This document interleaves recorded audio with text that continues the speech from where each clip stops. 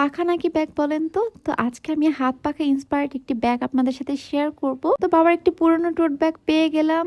তো মার আমি ব্যাগ বানানোর জন্য বসে পড়লাম। মা আমাকে এই ব্যাগটা হাত পাখার মতো শেপ দিয়ে কেটে দিয়েছে, আর আমি এটা লোয়ার পার্টে রেড কালারের ঝালর যে পাখার মতো সেটা সেট করে নিয়েছি স্টিচ করে, আর উপরে একটা হ্যান্ডেল দিয়েছি। এবার এটার উপরে আমি একটি প্যাচা আর্ট করে নিয়েছি। তো এবার আমি প্যাচাটাকে সুন্দরভাবে কালার করে নিচ্ছি। আমি অনেক কালারফুল ভাবে প্যাচাটাকে কালার করছি যাতে করে দেখতে সুন্দর লাগে, আর আমার শাড়িটা অনেক কালারফুল, তো সেটার সাথে ম্যাচ করে আমি সুন্দরভাবে কালার করে নিয়েছিলাম। আপনাদের সকলের পহেলা বৈশাখ কেমন কেটেছে আর আপনাদের সুন্দর সুন্দর ছবি অবশ্যই আমার সাথে কমেন্টে শেয়ার করবে। তো হয়ে গিয়েছে আমার ব্যাগটা। আমি যে ছোট দুটো হ্যান্ডেল বানিয়েছিলাম সেটাতে আমি বাঁশ ইন করে নিয়েছি। তো ব্যাগটাতে আগে থেকে চেন ছিল, আমি সেটা আর কাট করিনি, আর ব্যাগটাতে অনেক স্পেস হয়েছে। আমার মনে হয় এরকম ভাবে যদি আমরা আমাদের ট্রেডিশনাল জিনিসপত্র স্টাইলের সাথে ক্যারি করি তাহলে কিন্তু আমাদের ট্রেডিশনটা সারা জীবন রয়ে যাবে। আমার কাছে ব্যাগটা খুবই ভালো লেগেছে। আপনাদের কেমন লেগেছে অবশ্যই কমেন্ট করে জানাবেন।